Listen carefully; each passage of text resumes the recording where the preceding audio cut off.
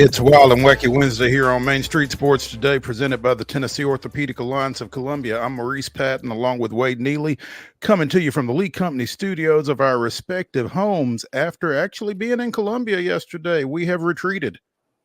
If you missed it, got to go back and check it out. Absolutely. It would be worth doing exactly that, I'm sure, but not right now, because we're going to be here with you for the next couple of hours, bringing you sports topics of local, regional, and national importance. So be sure and stick around for that. In the second hour, we will be visiting with Joey Dwyer of VandySports.com, talking a little Vandy sports.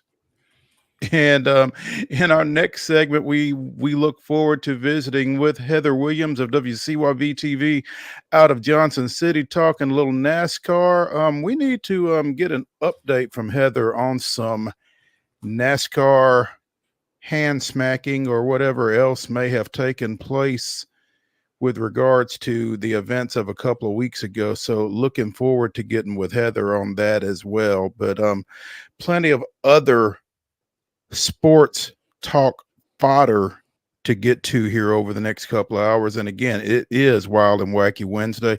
Wade and I will wrap things up and put a bow on it with the weirdest, wildest, and wackiest news from across the globe. And trust me, it lives up to the hype. Yeah, sometimes we got to really scour and try and find the news, and sometimes it comes right I was going to say to our doorstep, but it comes right to us. Let's just put it. Sometimes the news finds us, yeah, let's say.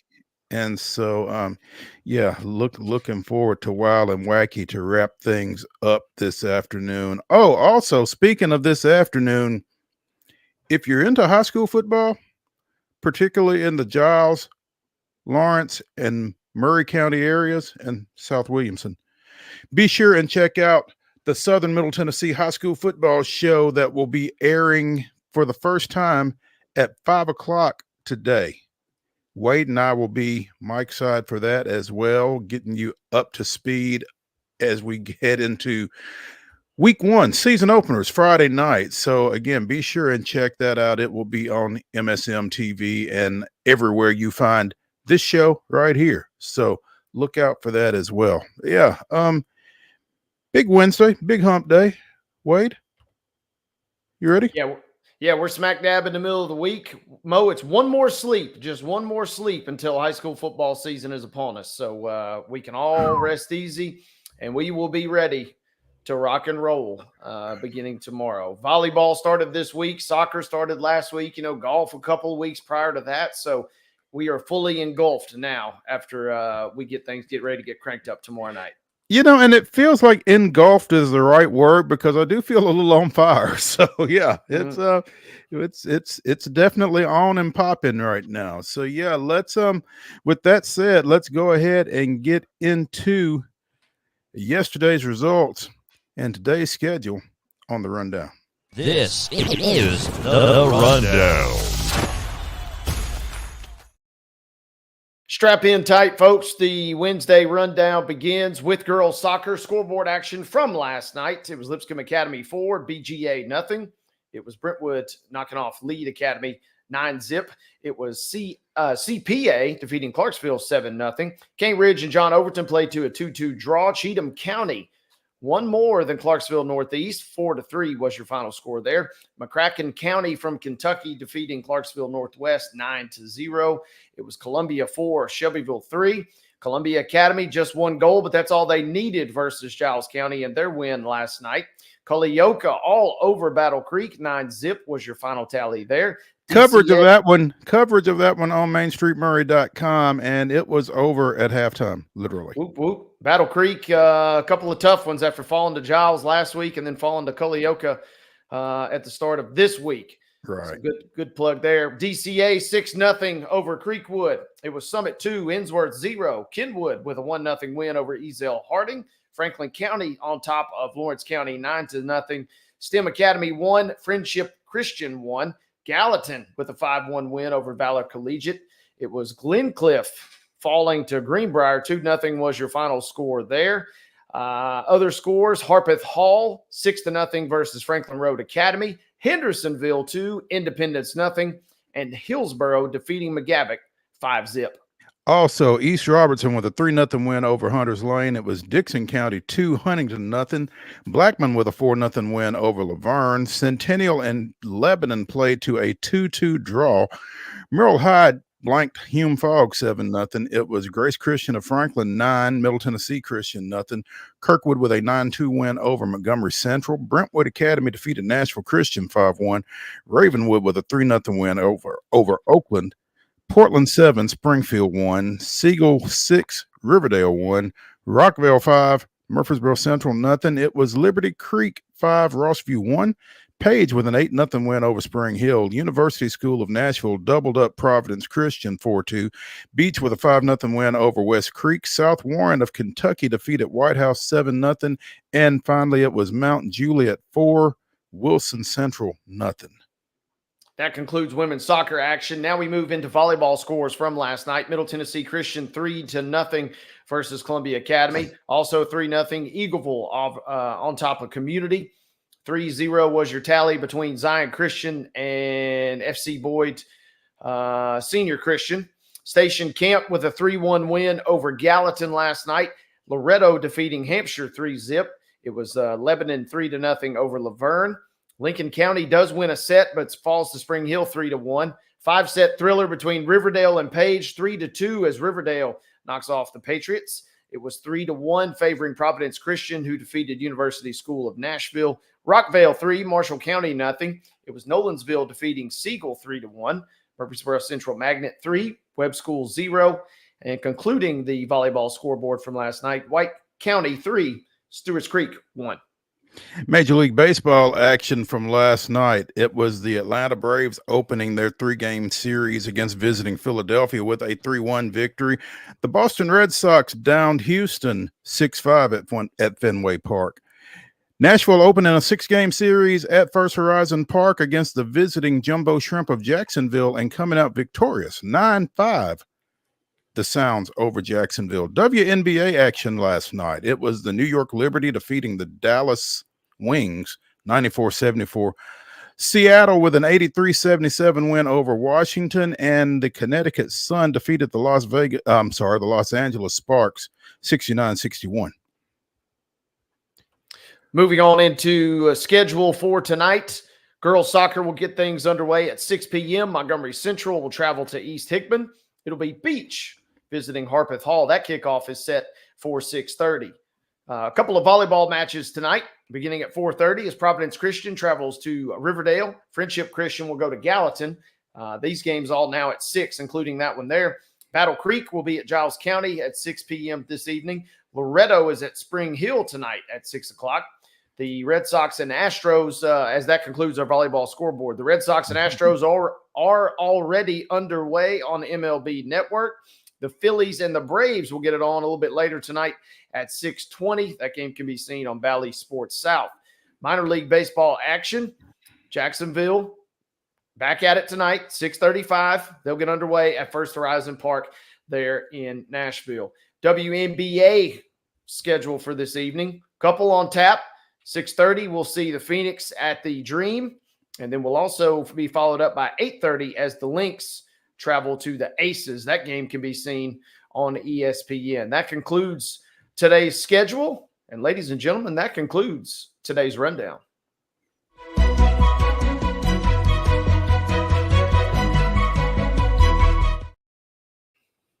Your top story brought to you, as always, by Piggly Wiggly and Neely's Mill in Columbia. Be sure and stop by for their delicious daily deli lunch options available until 6 o'clock p.m., as well as their hand-cut meats, and everything is cost plus 10% at the cash register. Piggly Wiggly, Neely's Mill, Columbia, bringing you our top story. And this one kind of comes to you from the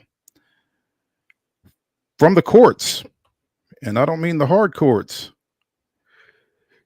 Headline: Dartmouth's Men's Hoops Union files unfair labor practice charge. You can find it on sportico.com. But the Service Employees International Local 560, which represents the Dartmouth College men's basketball players, filed an unfair labor charge unfair labor practice charge with the National Labor Relations Board earlier today, accusing the Ivy League institution of illegally refusing to bargain. As you well know, Dartmouth has gained union status for its men's basketball program, and as such, they are bound by the National Labor Relations Board and the National Labor Relations Act, which makes it illegal for an employer to refuse to bargain in good faith about wages, hours, and other conditions of employment with a bargaining representative for unionized employees. Apparently, Dartmouth has done just that, and so a charge has been filed. The trustees of Dartmouth College refused and continue to refuse to negotiate with Local 560. Again, it was found earlier this year that the Dartmouth players were employees within the constructs of the National Labor Relations Act, and so as such, they are able to pursue this action. And this is something that everybody in college athletics is keeping an eye on, obviously. Yeah, it sure seems like it. And, step one was getting that unionization process going. And then, I do find it interesting that the dust had kind of just settled for a little bit. But, I mean, this was always going to be the next step, you would assume, right? It's not as if you unionize as the basketball team and then you look around and you're like, oh, yeah, everything's pretty good here at Dartmouth. Well, no, the whole point of unionization is to kind of kickstart this next process, which does involve a lawsuit to try and bring your labor practices up to code. And, I'm not a labor lawyer by any stretch, but that seems like the natural next step. Sure. And it certainly feels like, everybody in the whole college athletics landscape has got their eyes on this particular case and has got their eyes on future cases, because they're all going to have that trickle-down effect that we see. One landmark decision usually ends up impacting the entire country, and I imagine that's exactly what we're waiting to see what happens here. According to this article, Dartmouth is not opposed in general to bargaining with its student employees. In fact, the school has bargained wages and other working conditions with other unionized Dartmouth students, including those in dining services. I love that. But Dartmouth, noting its amateurism obligations to the NCAA and Ivy League Conference, hasn't taken the same step with the basketball players. If the NLRB concurs with the union local about Dartmouth's failure to bargain, Dartmouth will be instructed to bargain. If Dartmouth doesn't, then the agency would seek a court order to enforce its order, setting off a litigation process. And maybe that's where Dartmouth is trying to get to with all this is, let's take this to court, get it before a federal judge to argue that they are not employees, and thus we don't need to bargain. So this is, as you said, Wade, this is all coming soon to a court near you, and we're not talking about a basketball court. Yeah, and I love that that Dartmouth's like, hey, we're open to, arguments and, seeing where this thing goes. But this is kind of just such a brand new phenomenon. Give us some time, and, it's all fascinating. We mentioned it back then a couple months ago. It's also fascinating that this is playing out on an Ivy League campus where presumably of all places, some of your best and brightest, but also in the grand scheme of things, no offense, your least athletically talented athletes more often than not lie. So a perfect storm here in the sense to maybe hash everything out. I don't know that this unionization attempt would have been able to be pulled off at Mississippi State or anything for a variety of reasons. And it feels like this Dartmouth kind of proving ground here, if you will, is going to really, be the standard bearer and the course setter for where we go going forward after this. It's interesting. SEIU Local 560 represents 500 workers across the Dartmouth campus, including at a power plant, museum, and in the athletic department, as well as custodians, security officers, and tradespeople. And the local president says that Dartmouth's public refusal to bargain in good faith is not only a violation of labor law, but also Dartmouth's very own code of ethics. So, again, clearly, this will continue to bear watching as the sports landscape continues to shift collegiately. So, the college released a statement earlier today. Dartmouth's decades-long commitment to athletics is an extension of our academic mission, and we maintain that the regional director made an extraordinary mistake in finding these students our employees. We appeal the region director's decision to the full NLRB and continue to await their review. In the meantime, we have declined to bargain on this matter. It is an unprecedented step in Dartmouth's long history of labor negotiations, but it is the only lever we can engage to ensure this matter is reviewed by a federal court. We expect that this action would result in their filing an unfair labor practice charge, which they did, and which we will also appeal. So there you go. We will see you in court. So, hey, let's take a break here on Main Street Sports Today, presented by the Tennessee Orthopedic Alliance of Columbia. When we return to the Lee Company studios, we will visit with Heather Williams of WCYB TV out of Johnson City, talking a little NASCAR. Stay tuned.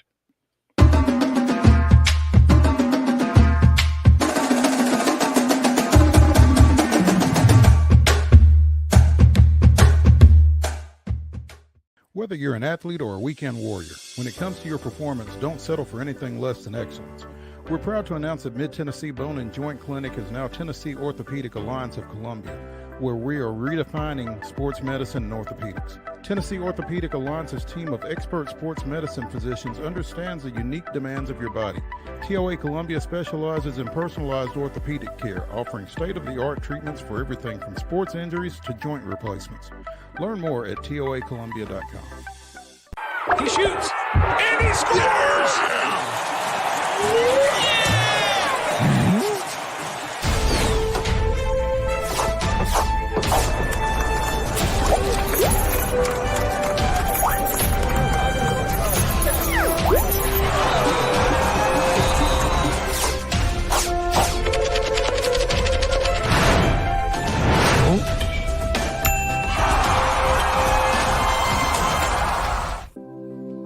Custom Stone Handler supplies over 600 distributors and suppliers with quality stone products. Along with River Stone, we produce and distribute over 100 building, landscape, and other bulk products. Our goal is to provide quality products, service, and partnerships to ensure our customers' success. We firmly believe that the measure of any person or company is how they treat other people and customers. Give them a call at 931-490-4990 or visit CustomStonehandlers.com. Nashville Sounds Baseball is back in Hit City for the 2024 season. Spend your nights and weekends at the ballpark with weekly giveaways, fireworks shows, throwback deals, live music, and more. Top talent will take the field at First Horizon Park against the AAA Minnesota Twins, Baltimore Orioles, Atlanta Braves, St. Louis Cardinals, Cincinnati Reds, and more. Tickets start at just $10 and are available now at NashvilleSounds.com. We will see you in Hit City. With Lee Company technology, the best handymen are hands-off. Lee Company techs have been using visual findings and other smart technology tools for years to add transparency and virtually take customers along. You see what we see, whether we're in a crawl space or on a roof. With Lee Company, technology helps us help you, no matter what's happening in the world or at your house. We thrive under the lights. A city of performers. Putting on one heck of a show. Headlining night after night. Welcome to Smashville.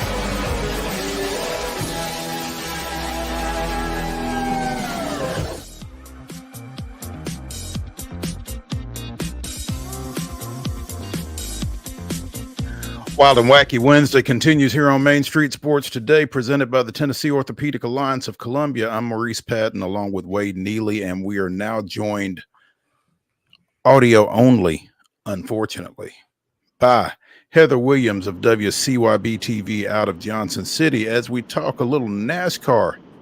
Heather, I hear you moving. Where are you?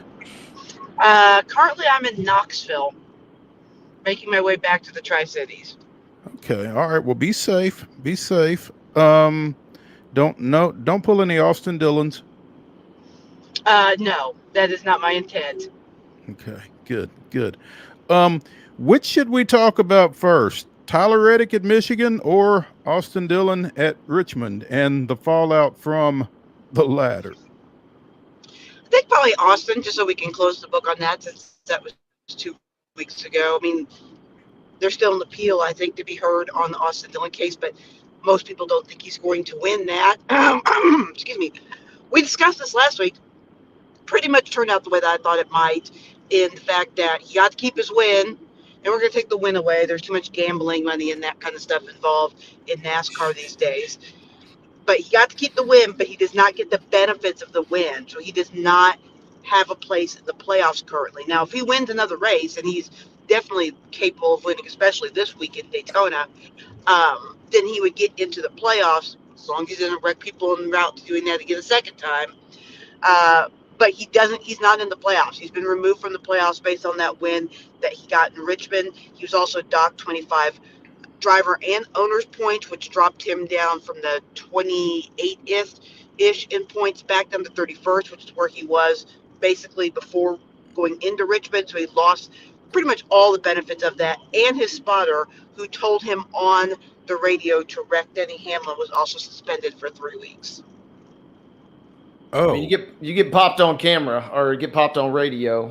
That seems like a just suspension. I guess my immediate question, Heather, is was all this worth it? And then how do you respond, or how do you try and attempt to bounce back after kind of not only a embarrassing situation, but now something that has some real ramifications behind it?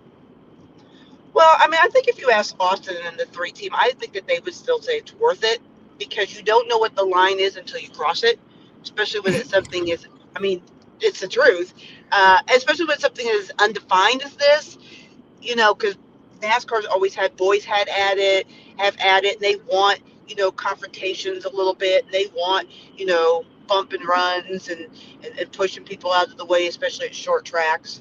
So what the line was, nobody knew. If he gets away with it, he's in the playoffs. Really, the way this ended up, there's no harm, no foul, right? He's basically exactly where he was in the playoffs, or in the standings going into it. He does have a win. He gets to keep that and the money and the trophy, and he gets 2 more chances, 3 including this last week, to try to still get in the playoffs. So if it works, he's in a much, much better place. He's still in a little bit of a better place. So I think that they would still tell you, maybe not publicly, because you don't want to get your hand slapped and then admit that it was still okay. But I think privately they would say that it's probably still worth it for them to at least have tried it to see if it works. Moving forward, Austin's been in this position before. 2 years ago, he had a walk-off win at Daytona when that was the cutoff race for the playoffs, which it normally is because of the Olympics. This year it is not the cutoff. There are 2 races left for the playoffs, but he certainly has the ability to go down to Daytona. He's got 2 career wins down there, one in this fall race and one in the Daytona 500. So, I still think that they're okay as far as they still have an outside chance of making the playoffs. They showed great speed in that race. They showed that they've been able to correct some things in the brakes. So, I mean, it's terrible to lose all those benefits, but in the grand scheme of things, I don't think it's as devastating as it might have been for some other teams. And it was pretty much a win-win situation for Austin Dillon, again, considering where he was coming from, and if he didn't do that, he wasn't going to make the playoffs. Right. He had to try it. And he crossed the line, and now everybody knows. So, that's good for the sport as well, because people know wrecking 2 people is probably the line with NASCAR. So yeah, I mean, I think they're fine. When you heard Austin talking at the track this past weekend in Michigan, they're going to appeal it because they don't think that they crossed any line. At least that's their, what they're going to say, of course, because they want to get in the playoffs. They probably won't win the appeal because there's all sorts of S&T data, which is the data that they collect in the car as far as where your steering wheel's being turned, as opposed to they can tell if a car takes off left because steering is broken and you can't steer, or if you take your arms and yank it to the left. So all of that is pretty much in NASCAR's favor in that regard. Do you feel like the other drivers are satisfied with this conclusion to the situation? I'm sorry, you broke up. I said, do you feel like the rest of NASCAR, the other drivers, particularly those that were wrecked, are they okay with the way this has played out? I mean, other than the fact that they lost their position in that particular race, they seem to be pretty satisfied with it. I think that if you listen to the interviews, say with Joey and with Denny specifically, which were the two that were wrecked in that incident, they understand you can't take away the win. You can't, there's a whole slippery slope with even if you did, who would be the winner and that kind of stuff. And that this was really about what NASCAR could do. I think what the drivers would like to see happen going forward is maybe make a decision that night in the moment before casinos pay out, winnings and all that kind of stuff that goes with Vegas. It makes it very difficult to take a win away. I think they would like to see it officiated more in the moment. Gotcha. And I guess that makes sense, but I think that you don't necessarily want to rush a decision like that either. So I guess, both of those are in play. Yeah, and that's what NASCAR, they wanted to, because it's very hard to tell in an accident like that, especially since he hit Joey. Austin hit Joey and then hit Denny. It's very difficult for them to tell if he hooked to his left because his steering was broken, or if he actually tried to wreck Denny. So they really wanted to go through all the S&T data and look at that and make sure they were making the right decision before they yank the win away or yank something away from him. Okay. So that said, Tyler Reddick, who had already won a race, won again at Michigan, so he was already in, but it was one less win opportunity for some folks who could have used it. What's the significance of Reddick winning this Monday? Well, it allows somebody like Martin Truex Jr. to breathe a sigh of relief, right? Because there are only 2 races left, and there are 4 spots, I believe, left in the playoffs. So he's got to, especially where he is in the points, he would have to have 2 disastrous races to not get in. So you breathe a little bit easier because new winners aren't necessarily putting your playoff hopes in jeopardy. It's also good for the guys at the bottom, right? Because you're not. There are still 4 spots open as opposed to 3. If say, I don't even know, at the end it was mostly playoff contenders in there, but say like if a Todd Gilliland had won, you're taking away one of those spots that's available. Right. So it's good in that regard. And I just want to say this about Tyler. He's now the points leader, even though he only has 2 wins. He has finished in the top 10 of the last 11 races. He's really the best running car in the garage right now. And so people look at the wins and say,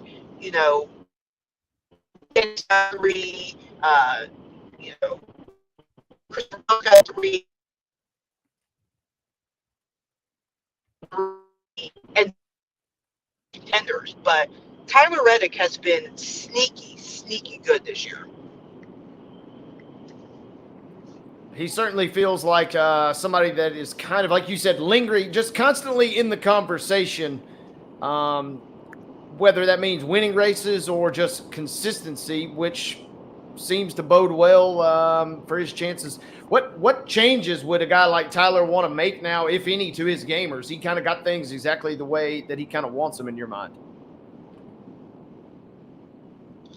Well, he's definitely running the way he wants to. I think he would like to take more of those second place finishes and turn them into wins, because once the playoffs start, the bonus point that you get for winning races becomes even more critical in the 3 races at a time elimination, because one bad race in that you could be eliminated from the playoffs. But if you have those bonus points for winning a lot of races in the regular season, it helps you advance. I mean, Martin Truex Jr. made it to the round of 8 last year purely based on the amount of wins and bonus points he had during the regular season. He had terrible playoffs. But that's the advantage of having those bonus points. So I think their concentration over the next 2 weeks is to win the regular season championship, which he's currently the points leader, because there are bonus points with that, and then get as many other bonus points either through wins or top 5 finishes as he can, because that's really important in the playoffs. But you have to feel really good about the way he's running going into the playoffs. He's got all the momentum. Heather Williams of WCYB TV out of Johnson City, joining us here on Main Street Sports today, presented by the Tennessee Orthopedic Alliance of Columbia, talking a little NASCAR. So coming out of Michigan, you've got 12 of the 14 spots decided, I guess, via wins. Martin Truex is the leading non-winner, followed by Ty Gibbs, Chris Buescher, and Ross Chastain, which means that both Trackhouse racers as of this moment are in the playoffs, which also means that Bubba Wallace as of this moment is not. Right. But if I'm Ross Chastain and I'm +1 on Bubba going into Daytona, that is not a comfortable place to be. 1 point is a bad pit stop. It's a bad restart. You know, it's bad luck. And in a place like Daytona, 1 point can go away in the blink of an eye. So, and Bubba is very good at Daytona. That and Kansas are probably his 2 best tracks. So I think that, you know, Ross is probably just in survival mode for this week, and Bubba's more in attack mode. You know, this is a real opportunity for him to get a win and not have to worry about the points. Whereas next week, it's kind of flipped, where I think Ross is a little bit better at Darlington than Bubba, although Bubba's been pretty good at Darlington the last couple of years. But I think Ross is probably a little bit better track for him. Those 2 are definitely the 2 that are the most nervous right now. Mm-hmm. Yeah, you don't want a new winner. Yeah, one is right above the cut line and one is right below it. Yeah, you don't want a new winner unless it's you, right? Right. Yeah. You don't want Todd Gilliland or Chase Briscoe or Kyle Busch jumping up and stealing a win, because then you're both out. Yeah, and if you're Kyle Busch or Chase Briscoe or Todd Gilliland, that's exactly what you've got to do, because you're sitting there at their winner have to get in. But all 3 of those guys are capable of winning in Daytona, especially Kyle, even though Daytona has not been super kind to Kyle historically. He is a pretty good super speedway racer with bad luck. I put Martin Truex Jr. in that same category. Both of them have been very good on the lower series of that track, not so much in the Cup Series. But, I mean, either one of those could win. I mean, really anyone could win. And then that could really throw a wrench into it. Corey LaJoie has been very good at Daytona. You know, he could definitely go grab a win. Or Michael McDowell. You know, those guys aren't even on the radar. Austin Dillon, who's 31st in points, as we talked about, has 2 career wins there. So this is a weekend where if you're a bubble guy, you're really nervous. So with that said, and with our Heather doesn't pick winners anymore on Main Street Sports today, what do you feel like the chances are more likely of, that a previous winner wins or that a new winner wins? The odds would tell you that a previous winner wins, but that's generally speaking. However, a lot of the really good super speedway racers don't have wins this year or aren't locked into the playoffs, you know, because we mentioned them: Bubba, Austin Dillon, Michael McDowell. They need a win and they're not locked in. Corey LaJoie. They're going to put all their eggs into this basket, right? It's really your last Hail Mary. If you're really deep in the points, this is your last Hail Mary. If you're Ross or Ty Gibbs or But you can still go to Darlington and point your way in. Oh, don't speed. You can really you can still get your way in at Darlington, but those lower guys, really, this is their last ditch effort. I would say guys that have already won, but I have a feeling there's going to be a first time winner for this At year, Daytona. this weekend at Daytona. Wow, up in the ante. You're really gonna make Darlington spicy afterwards, I would imagine. Yeah, and Darlington's not really a place where you want to be spicy. I mean, they call that the Lady in Black, or the track too tough to tame. So it's a tough old track, and I would not want to have to go to Darlington needing to win to get in, because you will push your car, you will be in the wall all day long, just slapping that wall with your car. But you almost will have to, but it's not an enviable place. Getting that Darlington stripe, huh? Yes. If you don't have one of those, you're probably not trying hard enough. There you go. Heather Williams of WCYB-TV out of Johnson City dropping some NASCAR knowledge on us, as she typically does on Wednesdays. Heather, we appreciate it. Continue to be safe as you make your way back up I-75 from Knoxville to Johnson City, and continue to work on those tickets for me for the Speedway Classic, because you know what I do for a living. I'm not sure I can afford Ticketmaster prices. So see what you can do. Yep, pre-sales are coming up for that, I think, here in the next couple of weeks. So I guess we'll get a better idea of what the prices are going to be. Yeah, I'm on the email list for that, but I'm almost apprehensive about actually opening that email and actually seeing what those numbers are. So again, like I said, just keep working on a couple, and we'll talk. We'll see what I can do. I might know a few people. I'm thinking you might know one or two. Hey, we'll talk to you next Wednesday. Thank you. All right. Talk to you guys later. All right.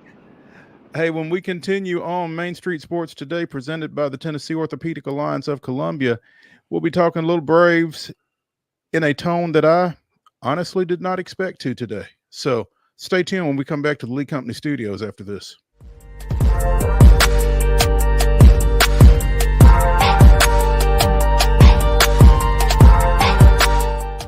Nashville Sounds Baseball is back in Hit City for the 2024 season. Spend your nights and weekends at the ballpark with weekly giveaways, fireworks shows, throwback deals, live music, and more. Top talent will take the field at First Horizon Park against the AAA Minnesota Twins, Baltimore Orioles, Atlanta Braves, St. Louis Cardinals, Cincinnati Reds, and more. Tickets start at just $10 and are available now at NashvilleSounds.com. We will see you in Hit City. Whether you're an athlete or a weekend warrior, when it comes to your performance, don't settle for anything less than excellence. We're proud to announce that Mid-Tennessee Bone and Joint Clinic is now Tennessee Orthopedic Alliance of Columbia, where we are redefining sports medicine and orthopedics. Tennessee Orthopedic Alliance's team of expert sports medicine physicians understands the unique demands of your body. TOA Columbia specializes in personalized orthopedic care, offering state-of-the-art treatments for everything from sports injuries to joint replacements.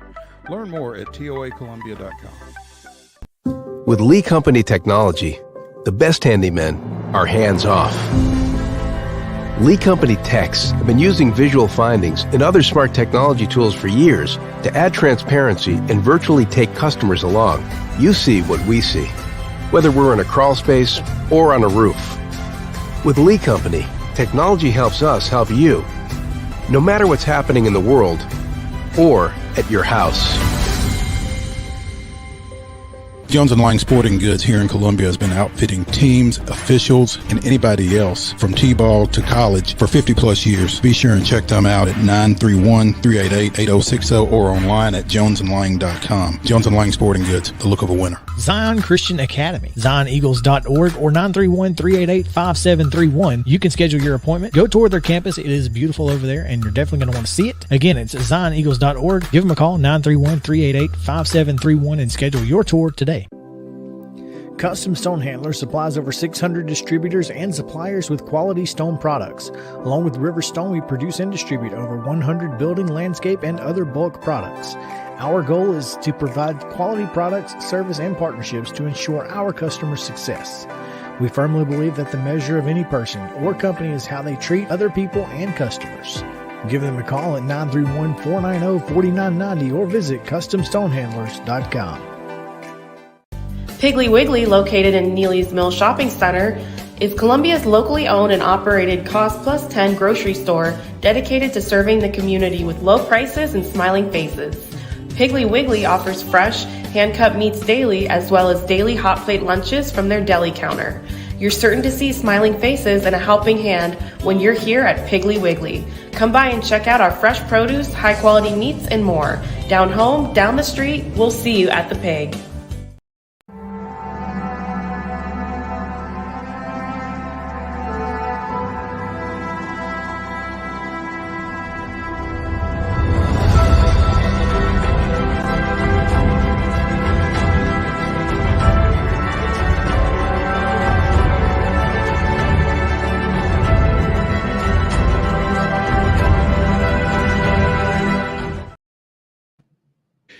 August 21st, 1991. After missing nearly 2 months battling a back injury, David Justice went 4 for 7 in his second day back, doubled home the eventual winning run as the Braves won 10-9 in 13 innings at Cincinnati.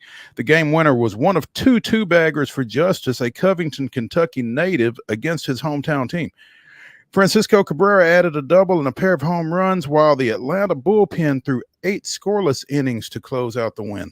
That was this day in Braves history.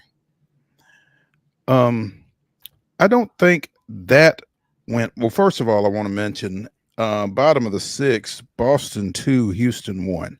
So there we go. So you're saying there's a chance. Yeah.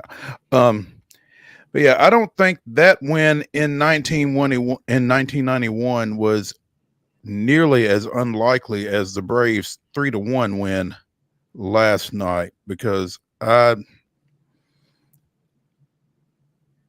as much of a Braves fan as I am, with everything that team has been through to this point, and then losing Austin Riley on Sunday, coming off an off day on Monday, did not expect them to hold the current NL East leaders in check quite the way they did. Hats off to Ronaldo Lopez, first of all. 5 innings pitched, 10 strikeouts. He didn't get the decision, but he kept it close for the Braves to score late on a, stop me if you've heard this, Marcell Ozuna home run in the 6th, and then a bases loaded walk in the 8th by, of all people, Gio Urshela, who was in the lineup because Austin Riley is, I don't want to say done, but he's out for quite some time with that broken right hand. So Ozuna puts him ahead. Urshela gives him some insurance in the 8th, and the bullpen is nailed. Iglesias picking up the save there in the 9th with 3 fly balls to a guy who had been shaky at best, Ramon Laureano, and 2 of the plays that he made to help win that ball game last night were top 10-ish. A couple of sliding catches, one for the second out, one for the final out. The first one to the foul line, the second one to the gap. And, you know, I feel like if this Atlanta Braves team makes the postseason, this game is going to have left a mark in terms of how they get there, because with all the injuries and now Austin Riley on top of everything else, they just gutted one out. And so now they got to go back and do it again against Aaron Nola tonight. 11-6 with a 3.45 ERA. It's Max Fried going for the Braves. 7-7 with a 3.62 ERA. But they have cut the Phillies' lead to 6. I'm not sure exactly what that means or if it should mean anything. I'm not sure if the Braves need to be as concerned with chasing the Phillies as they need to be with being chased by the Mets, Giants, Cubs, among others. they're kind of in that betwixt and between type situation right now.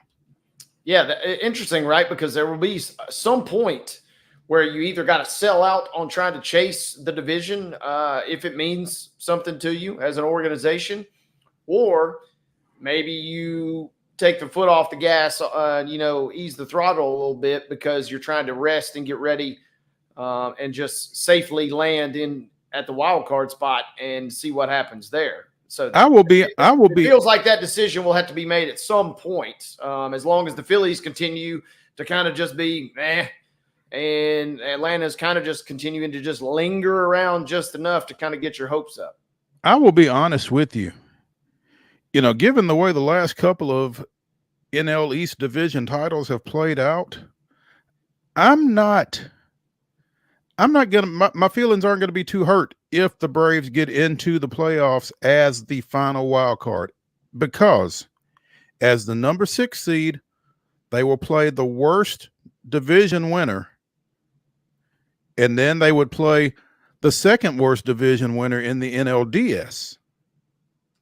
Mm-hmm. So, if things hold up as they are right now, then that would be, I guess, the Brewers are the number 3 team, the NL Central leader, and then it would be 2 versus 3 coming out of that. So, I mean, stay away from the number 1 seed as long as you can. Maybe, I don't know, but if you do somehow pull it together enough to win this division again, then you've got that long layoff as the 1 and 2 seeds get while the wild card round is going on. And again, we see how that layoff has impacted the Braves the last couple of years, whether anybody wants to admit it or not. You lose something when you sit for 8-10 days in the middle of baseball season.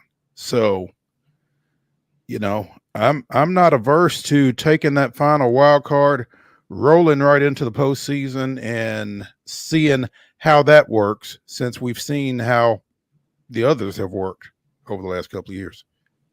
Yeah, FanGraphs projections give Braves 80.1% making the playoffs, 68.4% coming via the wild card, and 11.6% coming via the division. Because, I mean, the Phillies are just kind of blah. I mean, they're 4-6 in their last 10. Atlanta, is kind of lingering around. And, just was it 2 weeks ago we were saying, hey, that number's looking awfully thin all of a sudden, and everybody's freaking out about the Phillies. Mm-hmm. They got a little bit of distance, but it doesn't feel like they've really put enough distance to really make you feel comfortable if you're a fan of the Phillies right now. Yeah. As you've talked so often about the cushion that the Braves built up early, that has kind of been their saving grace. It's kind of been the same thing with the Phillies right now, because 100%. they have kind of lost market share here of late. They and the Brewers are tied at 2 and 3 behind the Dodgers. It just feels like all of this could flip in a week, in 2 weeks, because again, the Dodgers are battling injuries, probably not to the extent that the Braves are, but they are battling injuries. Milwaukee, the Braves have played with. Obviously, Philadelphia, the Braves have played with. I mean, this thing could be as even, as wide open as the National League postseason has been in a while, depending on who gets there. So sure feels that way to me. And it feels like, hey, somehow, some way, just get in. Mm-hmm. And everybody's banged up, everybody's bruised. Do the Phillies, do the Brewers, even in their current construct, the Dodgers, do those seem like a team that are just going to go out and dominate every single postseason game and waltz their way to the World Series? I don't think so.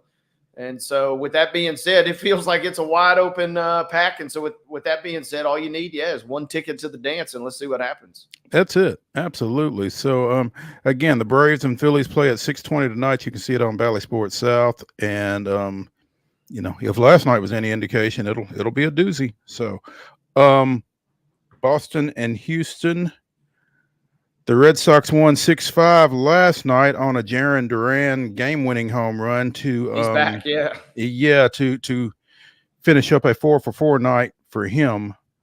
What are we looking at right now? Still 2-1, top of the seventh, Boston in that one. But again, the Astros, I guess last night's win was their second in their last 12 games. So, lost. It happens. The second loss in their last 12 games. I'm sorry. So, you probably don't want to commit this to memory at this moment, but the 2026 World Baseball Classic pools and schedules have been announced. I guess it's kind of exciting that it's going to actually take place again. And I don't know that it was ever in question or anything like that. But, considering we rarely get baseball in the Olympics, the World Baseball Classic is the closest that we get to a true world champion. So I guess Noah Lyles would be pleased with the World Baseball Classic. But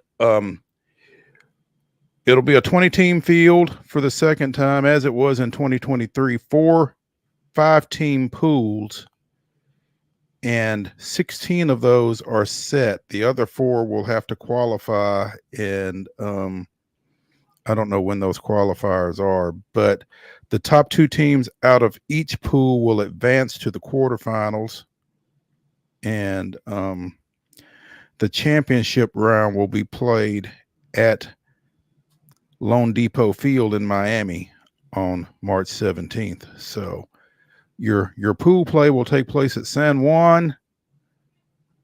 Man, I wouldn't mind being down there for that. Houston, Miami, and Tokyo. So Japan won this thing in 2023 with Ohtani striking out Trout for the final out. Wow. Yeah.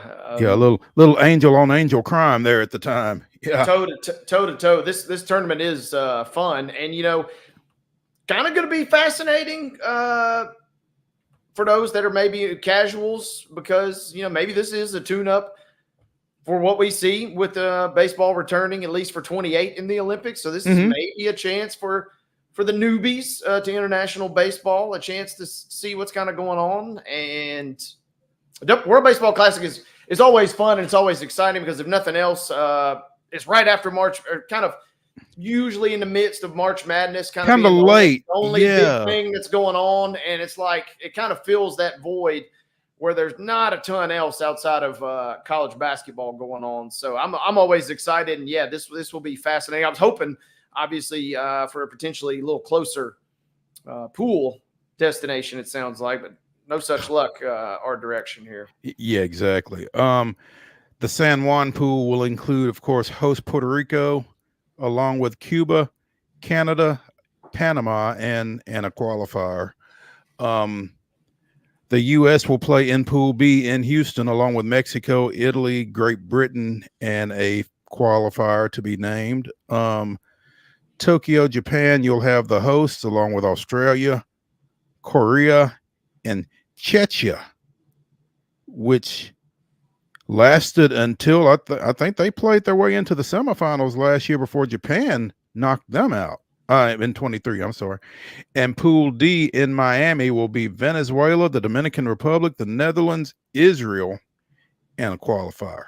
So now, I'm not sure where the qualifiers come from, who the what the pool of qualifiers is, or how they are established.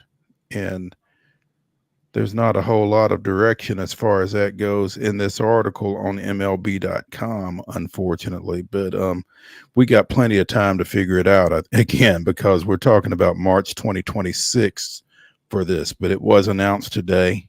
And, it's exciting to see, how these players will be, divvied up and playing for their individual countries and that kind of thing. I mean, we just saw in the Olympics with Wembanyama with France and the Serbian team and that kind of thing. And so many of these folks that played in the NBA now going back and playing for their countries, and the pride that kind of plays through with a lot of that. We'll see a lot of the same thing in 2026 in the WBC.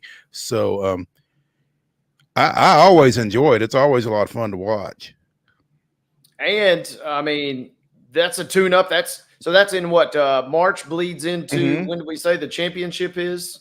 The 17th, I believe. Later in March. Mm-hmm. So that gets you kind of, that whets your appetite a little bit, because then you got the World Cup that's also going to be in North America later that summer. So, I mean, the international scene is all eyes are going to be on the U.S.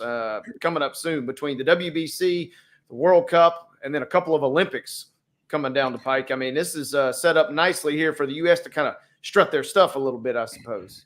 There we go.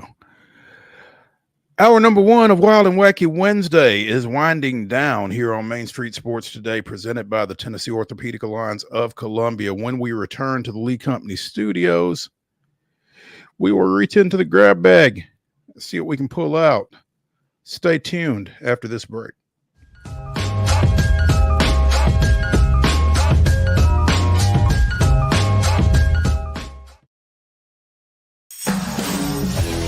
We thrive under the lights. A city of performers. Putting on one heck of a show. Headlining night after night.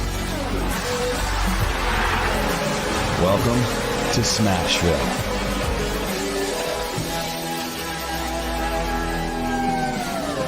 Whether you're an athlete or a weekend warrior, when it comes to your performance, don't settle for anything less than excellence.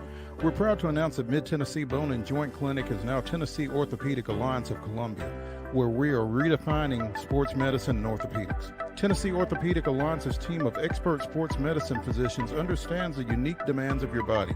TOA Columbia specializes in personalized orthopedic care, offering state-of-the-art treatments for everything from sports injuries to joint replacements.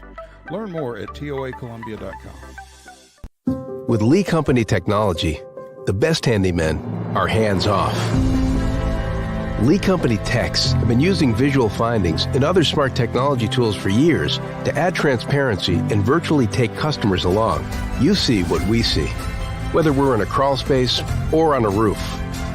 With Lee Company, technology helps us help you, no matter what's happening in the world or at your house.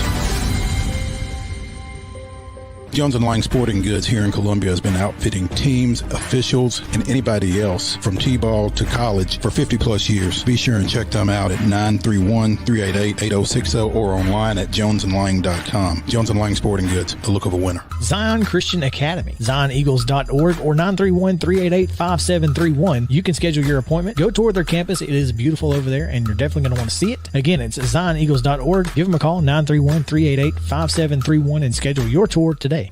Piggly Wiggly, located in Neely's Mill Shopping Center, is Columbia's locally owned and operated Cost Plus 10 grocery store dedicated to serving the community with low prices and smiling faces.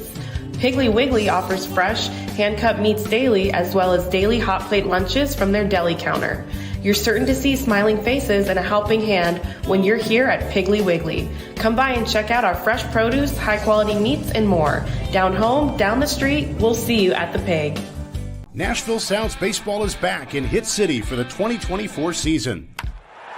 Spend your nights and weekends at the ballpark with weekly giveaways, fireworks shows, throwback deals, live music, and more. Top talent will take the field at First Horizon Park against the AAA Minnesota Twins, Baltimore Orioles, Atlanta Braves, St. Louis Cardinals, Cincinnati Reds, and more. Tickets start at just $10 and are available now at NashvilleSounds.com. We will see you in Hit City.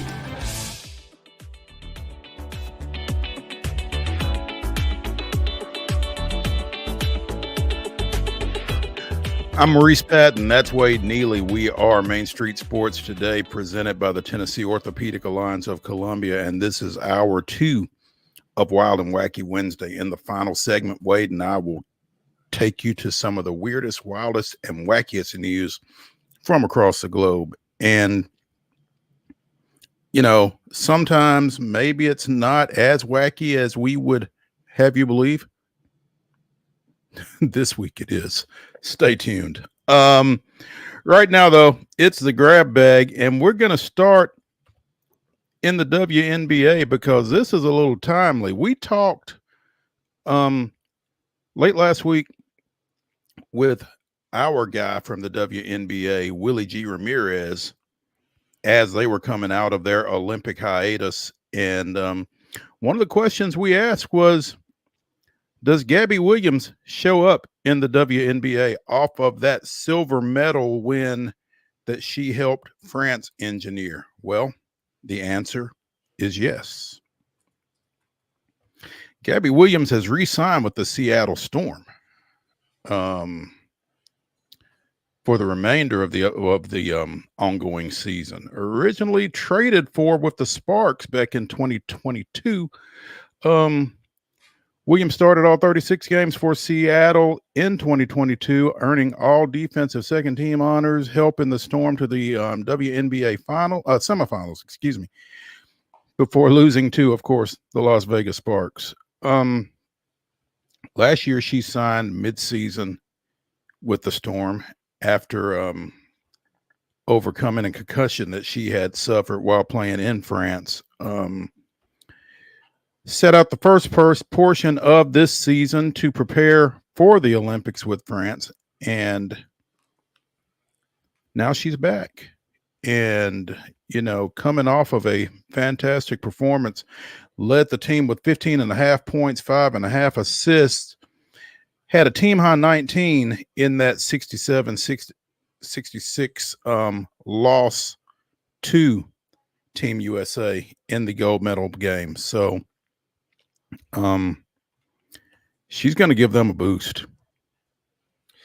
Going to give them a boost, and much needed, because the Storm have kind of stumbled. They did get a win in their most recent game, but they dropped a couple right out of the gate after looking like they might be in contention for that top spot in the West. So kind of a gun for hire in a sense. Good to see Gabby Williams get picked up, of course, go back to Seattle, and a chance now to maybe make a big impact, because the West is really, really mashed up at the top there with 4 teams, the Lynx, the Aces, the Storm, and the Mercury, all playing pretty good basketball, and she's right there in the thick of things for Seattle now.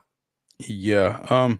Be a minute before we see her, because again, the Storm doesn't play tonight, but yeah, they are what, third in the West, but 3 games clear of the Phoenix Mercury, tied with the Aces, I guess.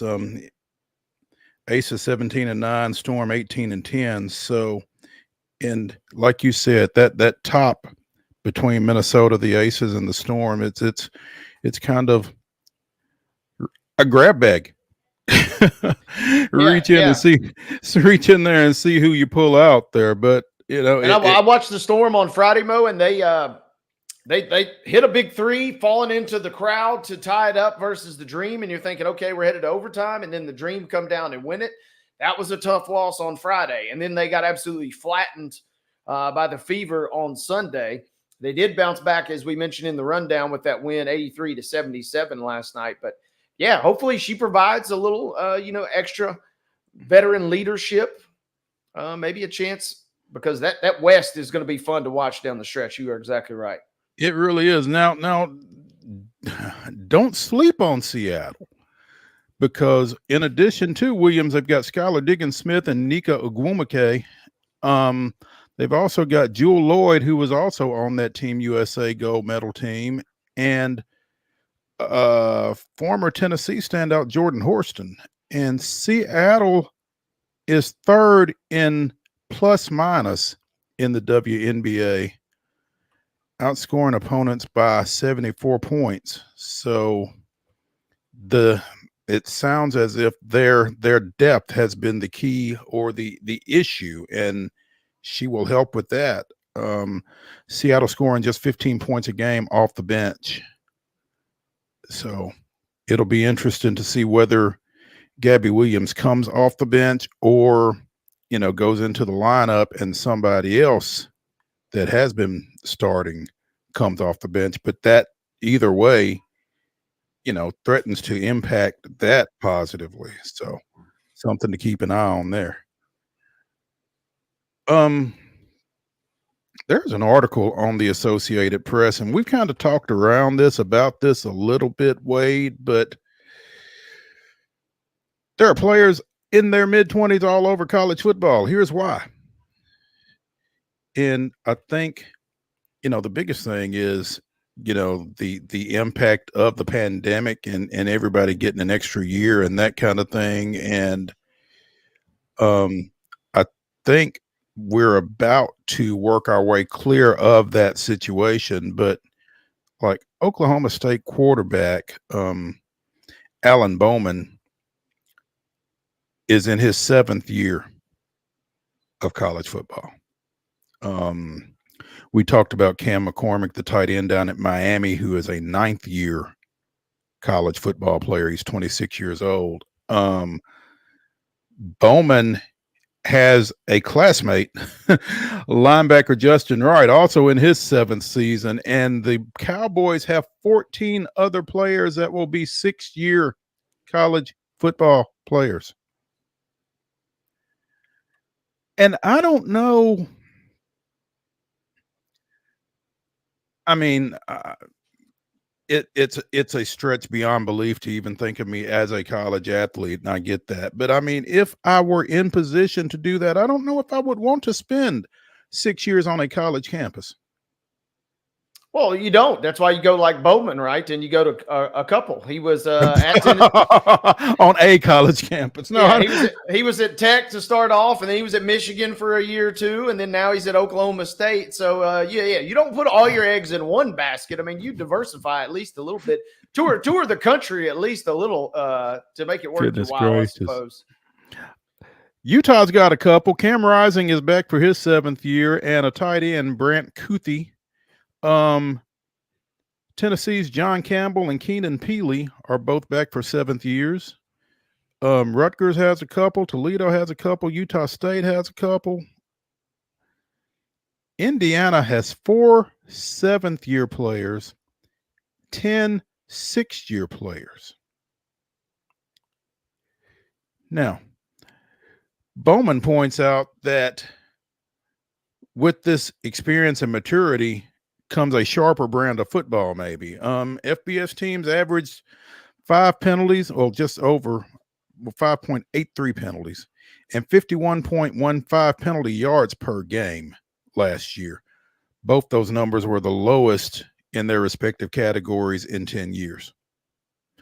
There's a lot more good football being played. You just don't see as many as mistakes from us older guys. I think clean, better football. When you've got a lot of guys who played a lot of games, you're going to see less mistakes. I guess, is that the trade-off that we're looking for, though? Because if I'm an 18-year-old coming out of high school X, I can't get on a roster because of all you old geezers. I mean, it's tough. The trickle-down effect of this has really been tough. And, we've talked in previous years with college coaches about the impact of that extra year of eligibility and that kind of thing, and how long it was going to take that to work through. And I don't know where it is relative to what the expectations were at the time, but, we're 5 years removed from 2020, and yet, we're still seeing this. I am. You mentioned Bowman at Tech and at Michigan. I've been blessed. It's really been awesome. I haven't been in one spot for 7 years, and I don't think I could have done that mentally. I think each spot has kind of reset my clock. I don't really feel like I've been in college for 7 years. So I guess that's the best way to go at it.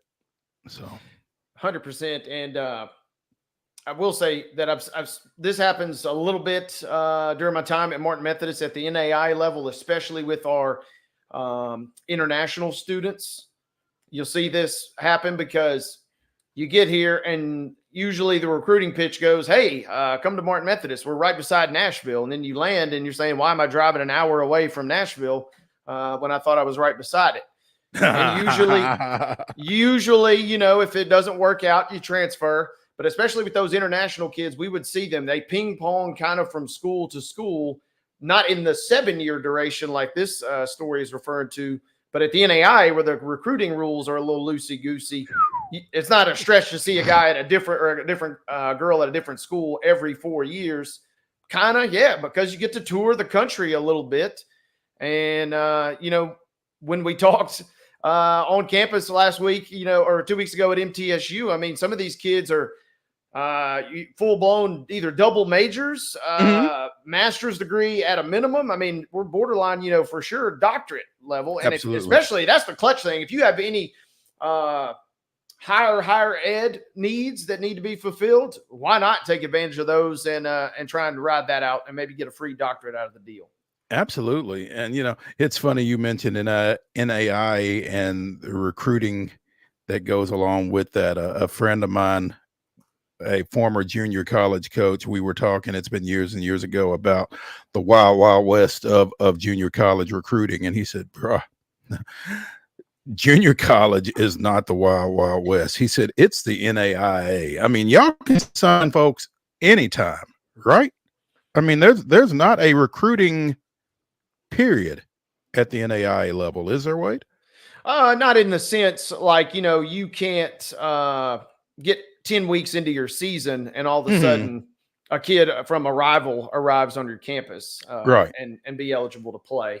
But yeah, in regards to recruiting, yeah, I mean, you're kind of ABC for sure. You're always on the recruiting trail because there is no designated, you know, no contact period, and those rules very, very loosey goosey in that regard for sure. As we talk about college football getting older,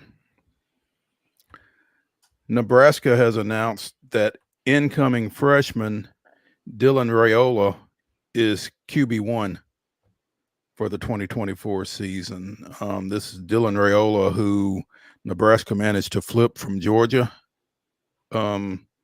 One of the top 2 prospects in the 2024 recruiting class, and the son of former Nebraska All-American center Dominic Raiola. He will start for the Huskers in their August 31st opener against Texas El Paso. So not everybody getting old, I guess.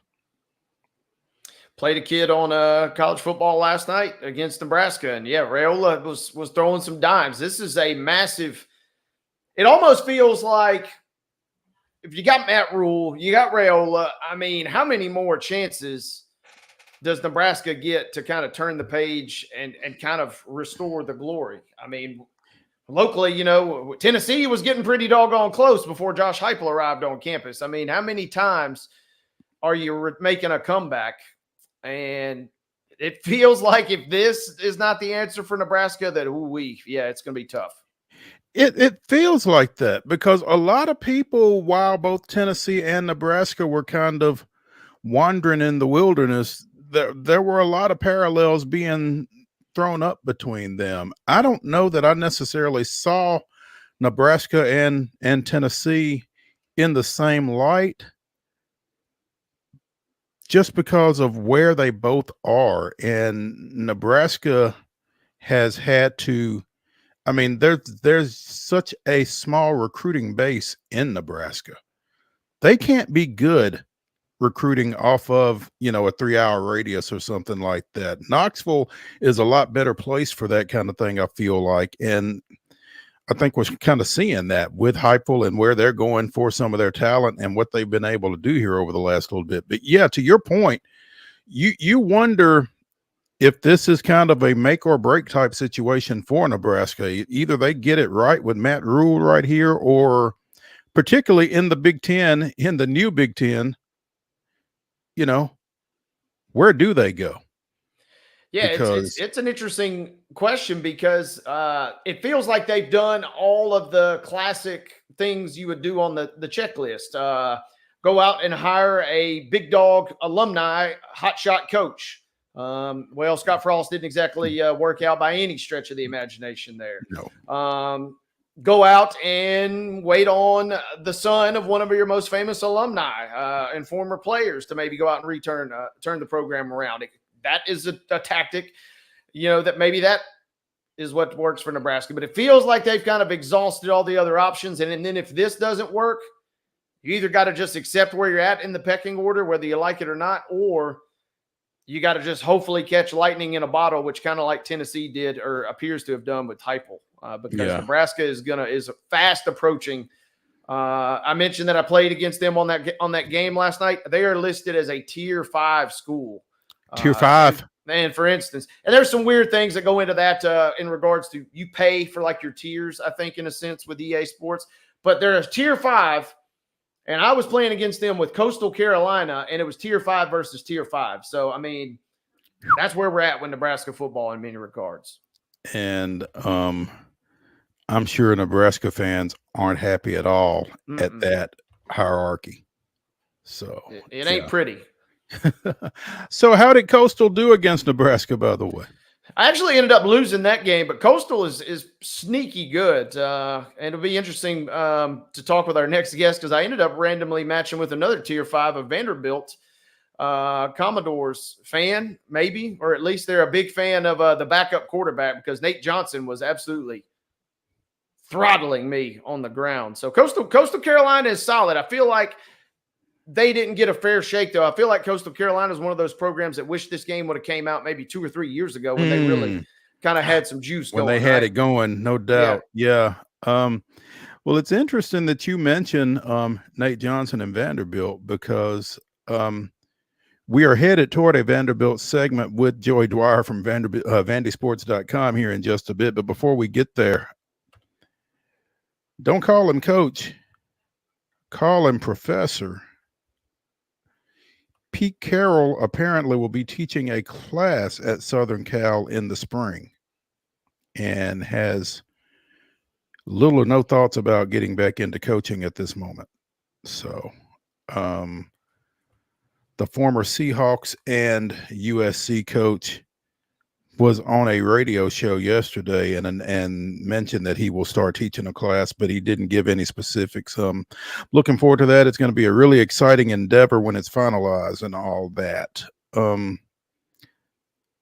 Said he's been a advisor to the Seahawks, but nothing, hardcore. He's been minimally involved with the team and has been keeping his distance from them since his farewell news conference in January.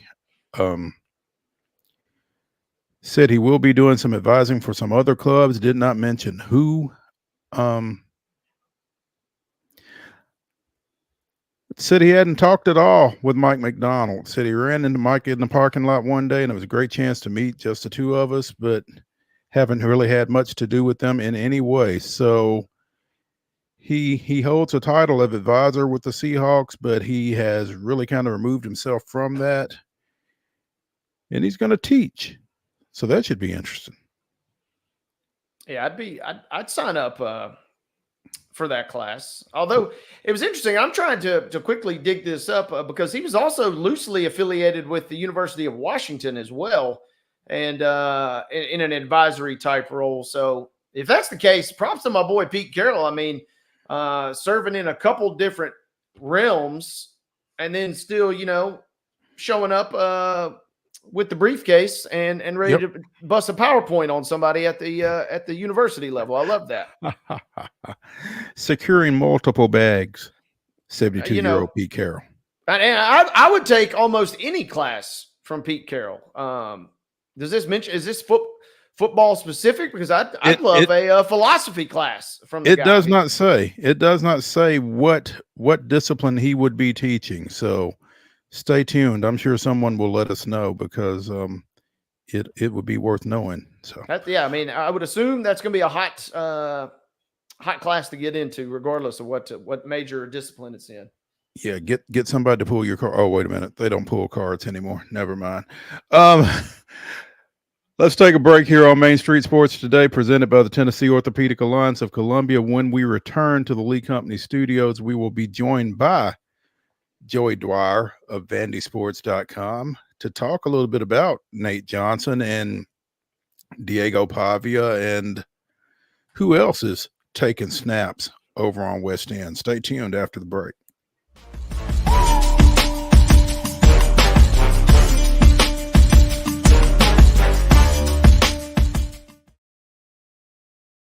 Robertson County Chancery Court is hosting an in-person court auction Saturday, September 7th at 10 a.m. Buy up to 9.46 acres of beautiful Robertson County land, selling in 2 tracts. Each tract includes water and approved soil areas. Located at 4637 Boyd Holland Road. Join us Saturday, September 7th at 10 a.m. Sales subject to court approval. For more details, call 615-384-5650 today. With Lee Company technology, the best handymen are hands-off.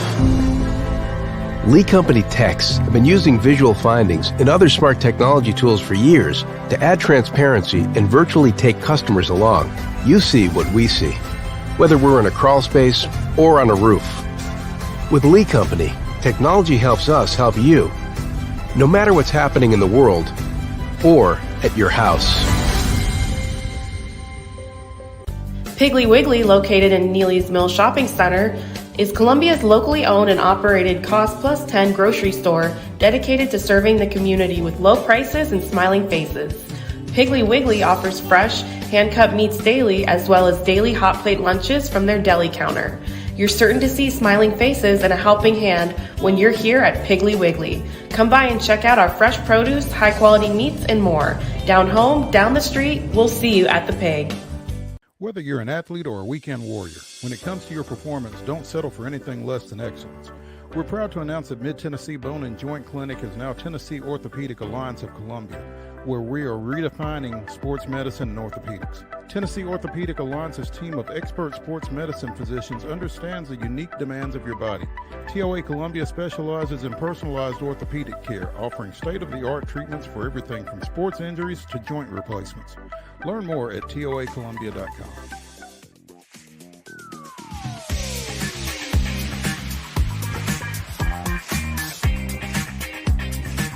Wild and Wacky Wednesday continues here on Main Street Sports Today, presented by the Tennessee Orthopedic Alliance of Columbia. In the final segment of the day, Wade and I will bring you the weirdest, wildest, and wackiest news from across the globe, and you don't want to miss it. In the meantime, we are visiting now with Joey Dwyer of VandySports.com because we talked a little bit about the Commodores yesterday with Teresa Walker from the Associated Press as she was visiting with us, and want to just delve a little bit deeper into this team under Clark Lee, and particularly as they get ready to open their season a week from Saturday here at First Bank Stadium against visiting Virginia Tech, which is starting to get a little buzz about themselves coming out of the ACC as a potential playoff team. So, Joey Dwyer, thanks for joining us. Yeah, thank you guys for having me. It's an honor. I've been watching from afar for a while, so thank you guys for bringing me on. Looking forward to it. Well, Yes, we appreciate you watching. Trust us, that's an honor as well. But you know, I would guess that at this point Vanderbilt is starting to actually get into Virginia Tech preparation. And when you bring in 2 transfer quarterbacks over the offseason, again, Nate Johnson from Utah and Diego Pavia from New Mexico State, where is the quarterback situation? I mean, I think that's got to be the first question, or one of the first questions that you ask about this team right now. Yeah, that's been the main story coming out of fall camp. There's been a lot of them. Obviously, the offense has changed pretty significantly. The defense has too, with Clark Lee taking over responsibilities there. But quarterback competition's been something I've had my eye on all fall. And every day that I think I have my eye on it, I think I'm more confident that Diego Pavia is the guy. I think he has command of the offense. He has command of the huddle. He seems to be their most consistent leader from a vocal standpoint.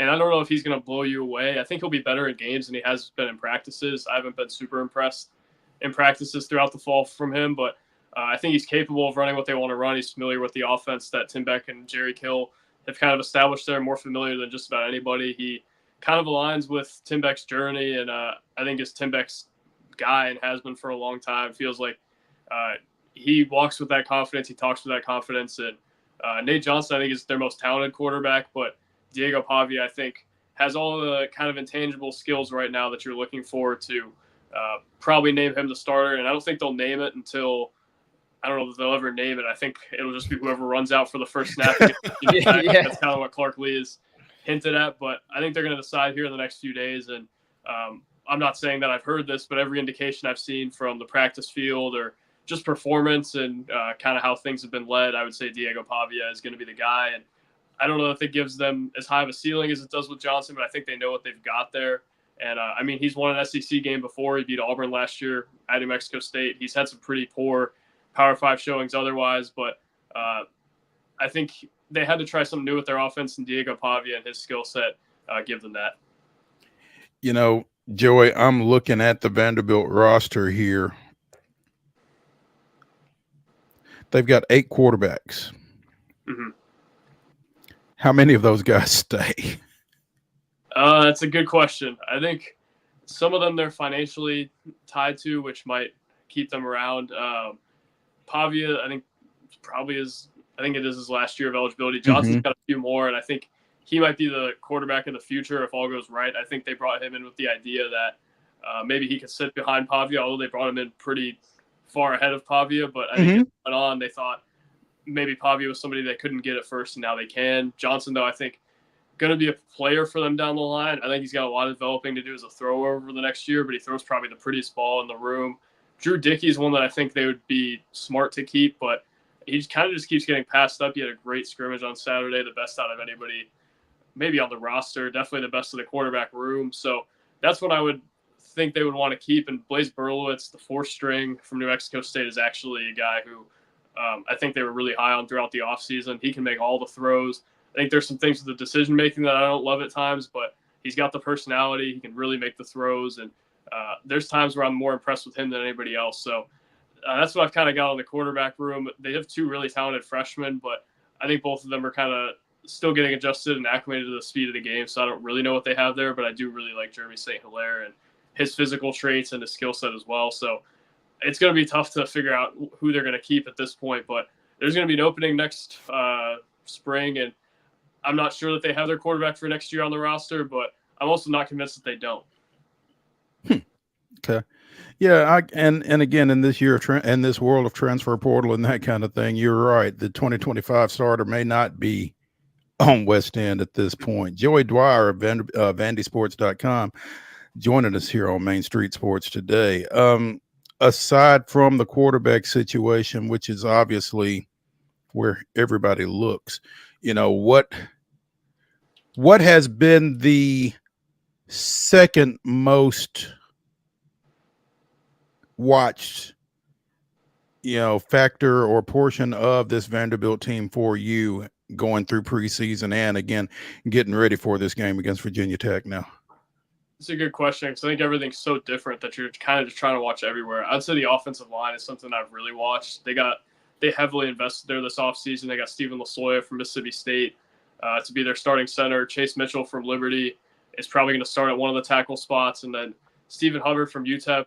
It's a 7th-year guy, so he's going to play a lot. I don't know if he's going to start week 1, but he'll play. And then Cade McConnell from Minnesota is probably their backup center. So they invested a lot there throughout the offseason, and I think that's the place that they have to be better. Quarterback, they've obviously got to be better, but for this thing to go and for them to be a run-heavy offense, a ball security type offense, the offensive line has got to be able to provide in some senses, and I think they poured everything in there to be able to do that. And I also think they poured a lot into corner throughout the offseason, a lot of their resources and a lot of their attention. And they've really caught some bad breaks there with Marlon Jones. I thought he was going to be one of their best players, is missing the year with a health-related issue. And Mark Davis, their other transfer corner from an FCS school, they had 2 of those, and both of them were probably going to be borderline starters, if not their 2 starting corners. Davis is out with an Achilles. Jones is out with a health issue that is keeping him off campus for the year. So, I mean, there's a lot there. They're already starting off shorthanded, but those are the 2 positions where I'm looking at it and saying that's where they put a point of emphasis, at least after the spring. And those are 2 positions where they have to get drastically better than where they were last year.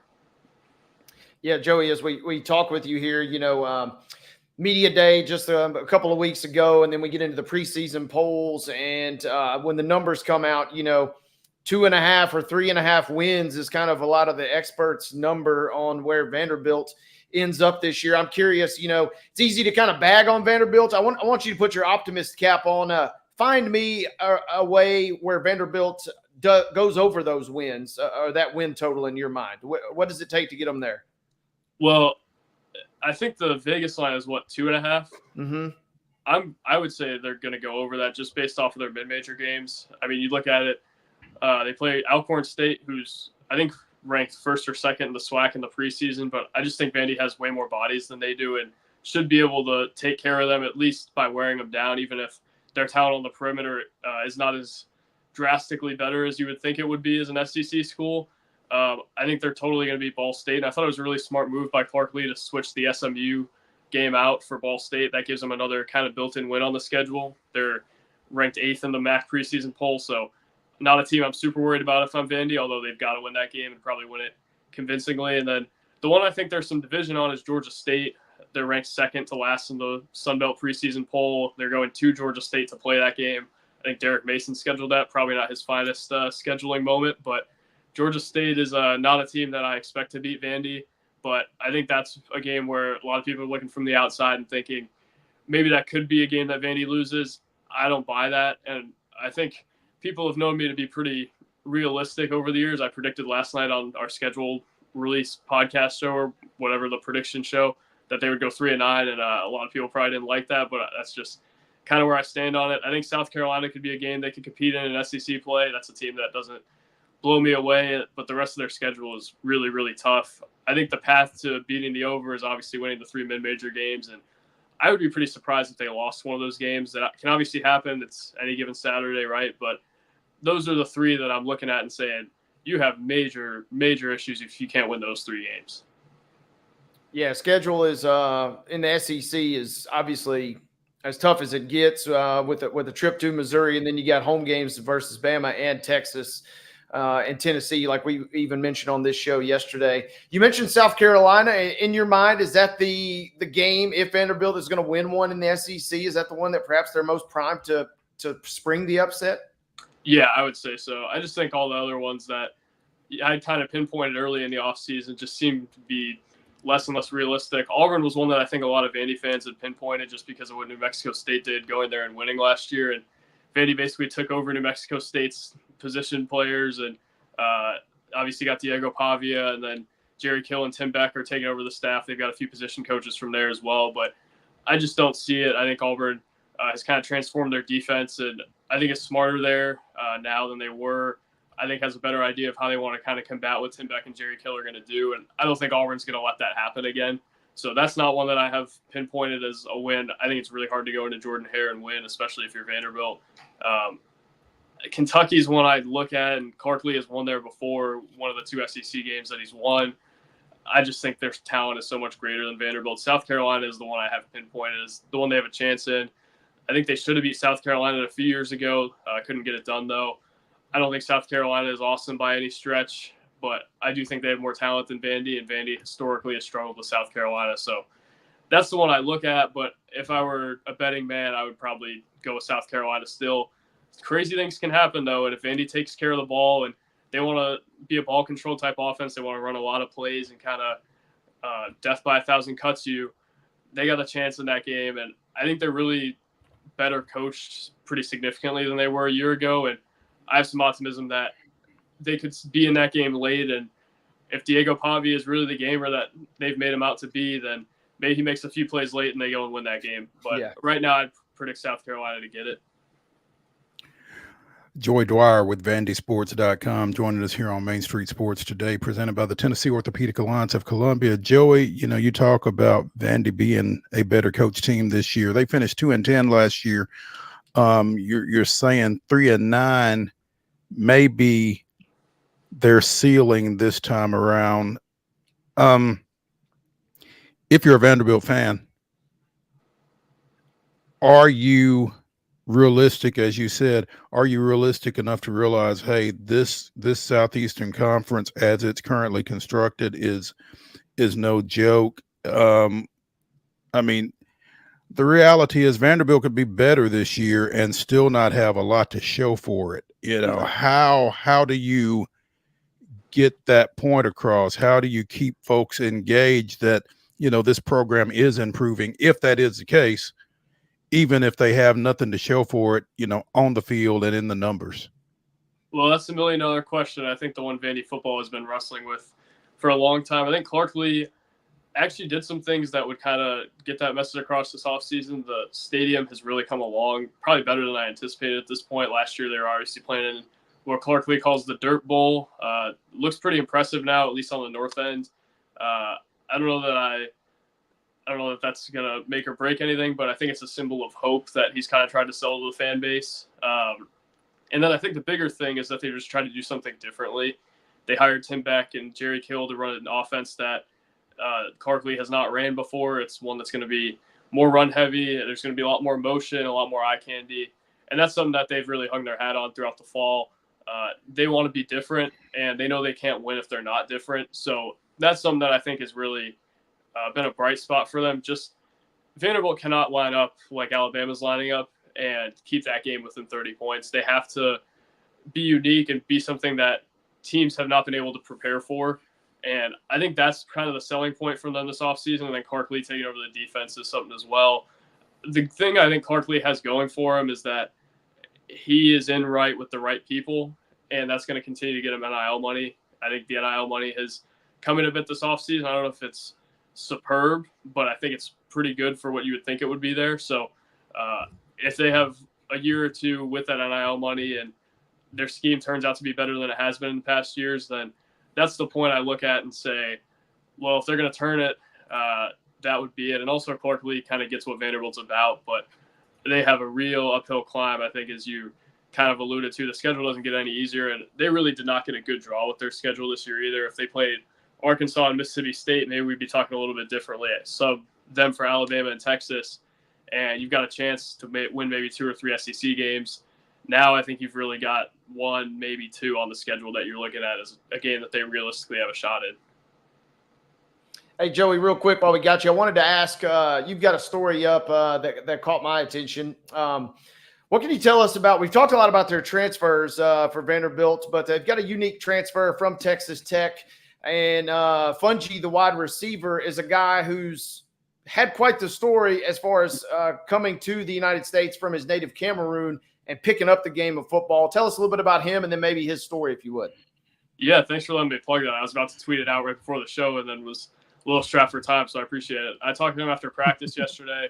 Interesting story. He immigrated from Cameroon when he was 8 years old. His dad's a mechanical engineer and has kind of instilled a lot in him. I think Fungi's going to be a guy who probably won't be like a go-to guy for them, but he's really physical. He'll probably be good in the red zone. He can go up and get it.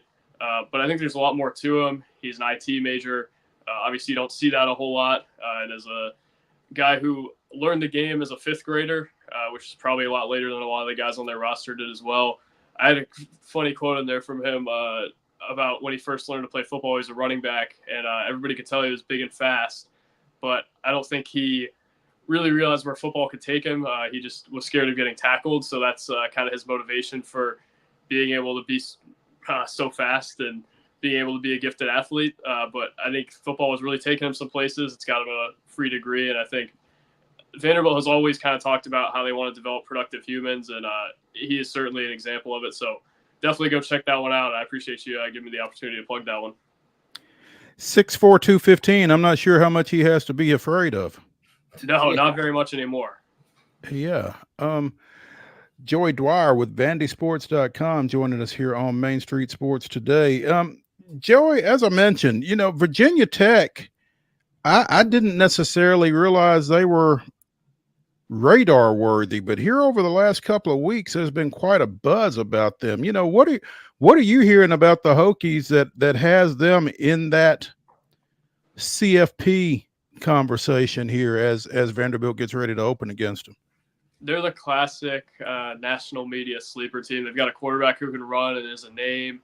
They've got old guys on the line. They have probably more returners than just about any Power 5 team in the country. That's going to be really hard for Vanderbilt to counteract early. I don't know if they're a great matchup for Vanderbilt just because I think they're going to it's going to take some time for Vanderbilt to mesh on the offensive line, and Virginia Tech has some real physical athletes there that can make them pay. And I think their receivers are also probably a tick or two better than Vanderbilt's corners. So I have a hard time seeing Vanderbilt coming out of that game with a win. I think if they played them in a couple weeks, they might have a better chance. But Virginia Tech is a team that's going to hit the ground running just because of everything they've got back. They're old, and that doesn't mean as much nowadays as it did before the portal was as big of a thing. But you always look at those teams who kind of have everybody back and who have a bunch of old guys, and you think, man, it's hard to bet against what you know, right? And that's always kind of what I've resorted to is like, that team is going to have at least this floor. And I think that's kind of how I feel with Virginia Tech. Vanderbilt, we don't know what that floor is yet. We don't know what the ceiling is, but I think we know Virginia Tech's floor is probably about as high as Vanderbilt's ceiling is, and that probably makes you really comfortable projecting them. Gotcha. You mentioned the stadium. How are things coming along? That's going to still be, a work in progress, I guess, when this game comes around a week from Saturday and into the season. But, how are Vanderbilt folks going to feel when they walk into First Bank Stadium next weekend? I think they're going to like it. It looked really good to me when I was there. And I didn't grow up in that stadium or anything. I got on the beat a few years ago, but I walked in and looked up at the north end zone and was like, man, that is a big improvement. The basketball facility in the north end zone is going to be done in September, which I think is probably the greatest practical development there. Obviously, it's going to be good for eye candy and everything, but the basketball facility is a huge piece of what they want to do, and I think is really going to help them develop those programs. Men's and women's are in there, so that's a big thing, but it looks really good, especially the north. The Jumbotron looks a lot better. I just like what they've built there. The turf looks good. The south isn't quite done, and I think that's where you're going to see remnants of last season in the construction, but still much farther along than it was last year. It's going to be a little more difficult to get in and out of there than it was at some points over the summer, but I think there's more entry points now rather than just through Memorial. So I don't know. I think there's some good things going for them there, and that's probably one of the better things surrounding Vandy football right now is the progress they've made there and everything they've got going for them there. That's a real selling point for Clark Lee and something that makes that program a little bit more attractive because obviously last year it was a lot for them to deal with having to play in that stadium and hard to sell to recruits, hard to sell to the fan base. Now starting to see a little bit of progress, and I think Clark Lee is hoping that his program can kind of start to show that a little bit as well. Awesome. Joey, we appreciate you taking some time with us this afternoon. Look forward to getting you back on with us again here soon. For sure. Thank you guys for having me. Looking forward to coming back. It's a pleasure. All righty. Thank you. Let's take a break here on Main Street Sports Today, presented by the Tennessee Orthopedic Alliance of Columbia. When we return to the Lee Company studios for the final segment, it is Wild and Wacky Wednesday. Wade and I are going to bring you some of the weirdest, wildest, and wackiest news from across the globe. And trust me when I tell you, it is all that and then some. Stay tuned.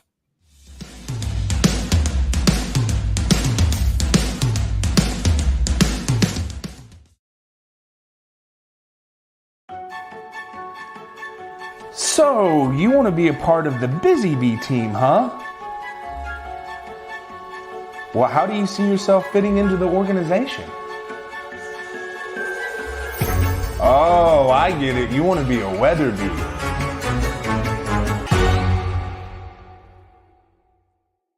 He shoots, and he scores!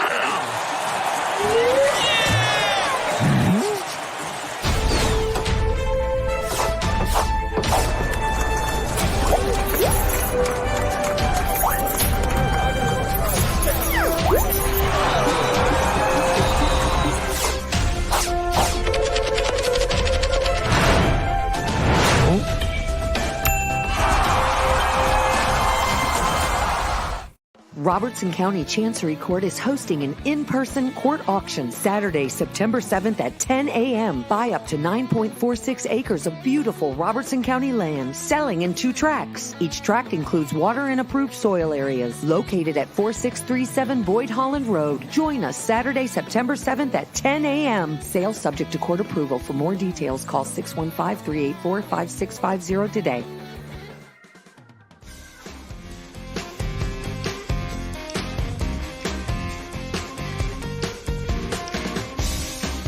Welcome back to Wednesday here on Main Street Sports Today, presented by the Tennessee Orthopedic Alliance of Columbia. That's Wade Neely. I'm Maurice Patton. This is the final segment of the day. This is Wild and Wacky Wednesday, and we're coming out swinging, sort of like this guy in Thailand recently, who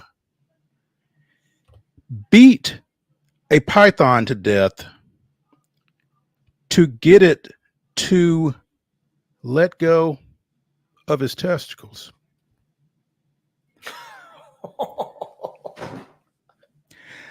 This man was using the bathroom in his home when suddenly he felt excruciating pain. Looks down, finds now, is that a 12. python? That's what they say. I didn't think pythons bit, but I mean, he was sitting on the toilet. It said he so. I was was making sure that's what that was the animal, not something else. Yes, no, that is a snake. That is a reptile. He didn't go to Taco Bell or nothing before, so just making sure.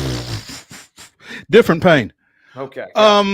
Yeah, sits down, and all of a sudden, I felt something biting my balls. It was very painful, so I put my hand in the toilet to see what was wrong. I was shocked that I grabbed a snake. There was blood everywhere, but I was more shocked to have found a python in the toilet. In a desperate attempt, understandably so, to break its grasp, the man grabbed the toilet brush and started whacking at the snake's head until it loosened its grip and died. And there's pictures of blood all across the bathroom. Oof. I told you we were coming out swinging. I just cannot imagine. I know I'm not going to Thailand, and I'm not going to the restroom if I do, but there's so many questions there. And the thing is, this is not a first. A resident in 2016 was ambushed by a 10-foot long python while using a squat toilet. His wife ran into the room upon hearing him scream and helped prise the python's jaws from his private parts. So again, Thai pythons have their things with parts that shouldn't be bothered. One of the members of our golf scramble this weekend, he's been to Asia several different times, and he didn't mention anything of that nature. But now I'm curious. I got to ask if he ran across any pythons while he was there. Apparently, in 2020, a housewife was bitten on her butt by a python. So again, I didn't think pythons bit, but I guess if they feel closed in, which if you're on the toilet, there's no place for them to go. So, but my God, that's awful.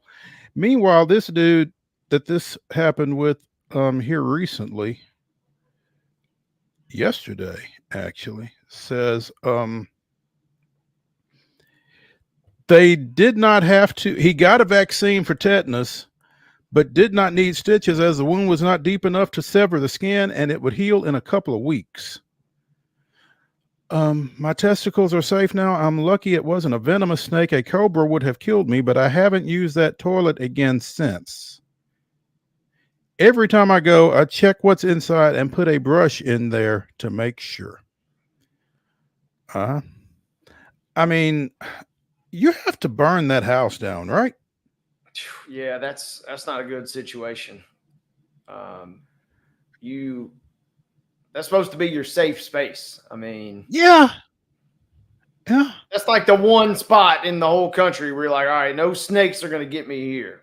I mean, you look around. Yeah, wrong. Oh, that's kind of like oatmeal raisin cookies when you pick one up for chocolate chip. I mean, it just kind of ruins your trust in everything, right?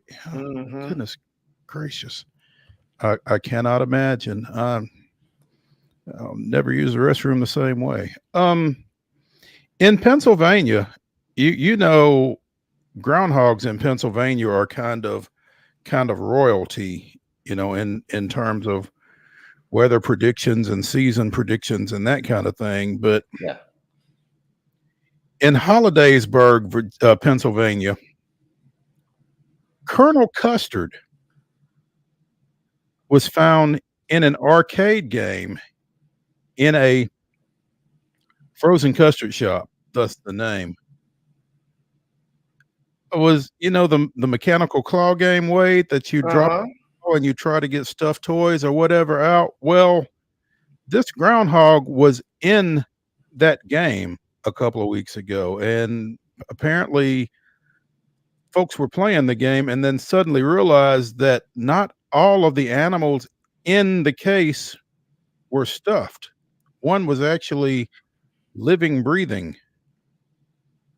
So this is a real groundhog in the toy version. Oh man, yeah. How does this happen? I don't know. I do not know, and it sounds as if fella, though. They don't really know either. Yeah. Handsome boy. Yeah, kind of cute. No one is sure how the groundhog got in the building, and that's a fair question. But I guess once he got in the building, he just crawled up the chute into the glass encasing. So they were just staring at the stuffed animals in there, getting ready to decide what to pick, and saw the groundhog's eyes blinking and realized there was something alive in there. Yeah, it's real. It's real. Yeah. This is actually an animal. Employees first called the claw machine owners, who were too skittish to take on the groundhog. Next came the police, who called the Pennsylvania Game Commission. Game wardens opened up the claw machine, captured the groundhog, and released it into a nearby field. It's a good story that ended well, says the shop owner. He got set free. No one got bit. And that guy in Thailand is saying, yeah, okay. Yeah, Ricky Tikki Tavi, where you at, man? Well, it was Mongoose, I guess. But I mean, same premise. Same premise. We need the groundhog to make his way to Thailand and sort that out. And do something with that python. Well, dude handled the python, though, to be fair now. And he handled him the only way he could under the circumstances, I'm sure. Yeah, that python won't do that again. With a toilet brush. Ooh, yeah. Yeah. Well, again, desperate times call for desperate measures, Colonel Custard with the toilet brush, if you're playing Thai Clue, I guess, right?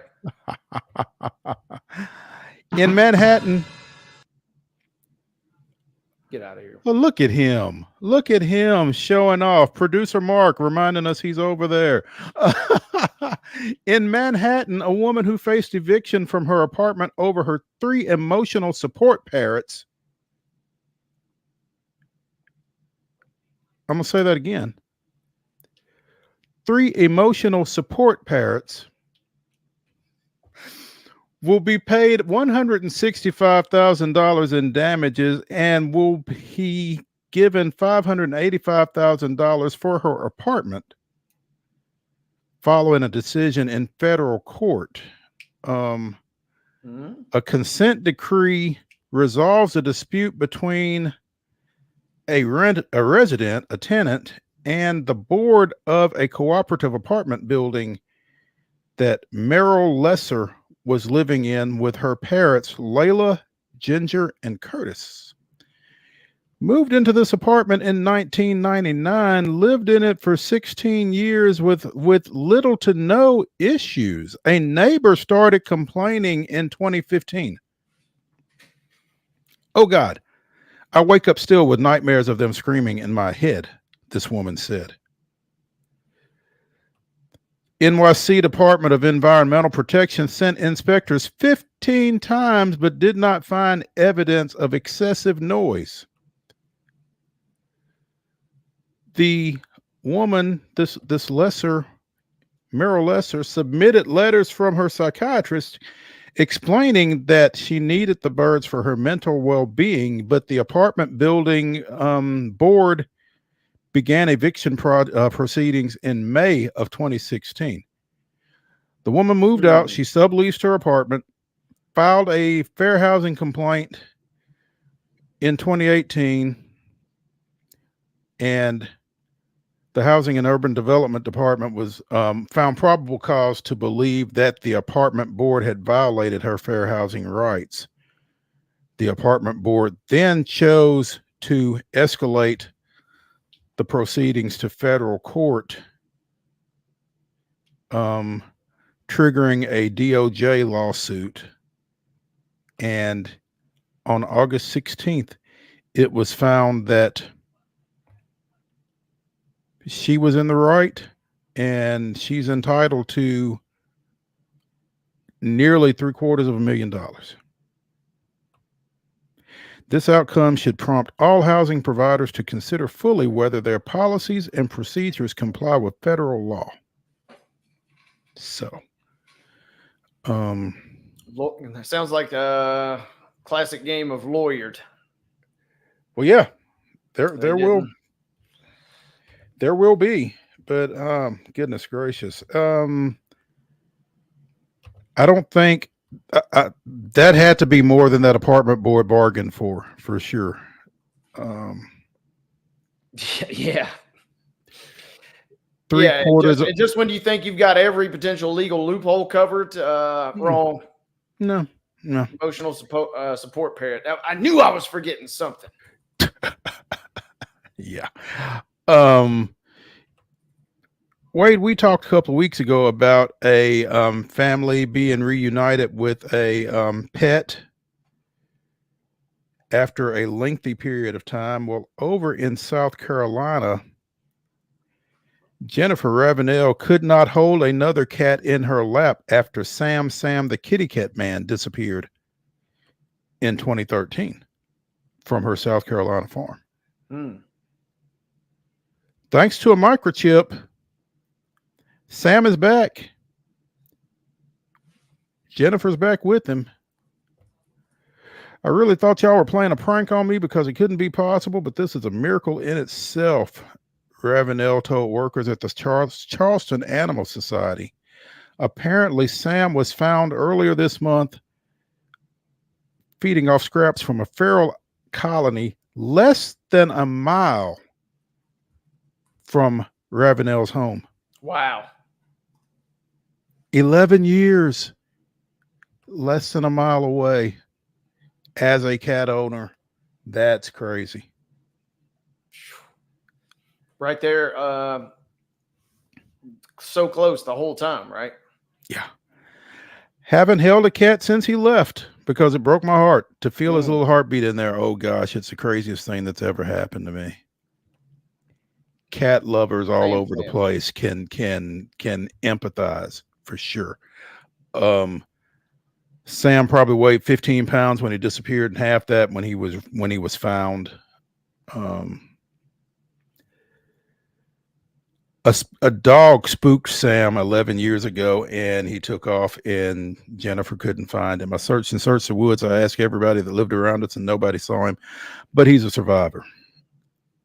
And without the microchip, the reunion would never have happened. So if you are a pet owner, that's something that you should strongly consider for sure.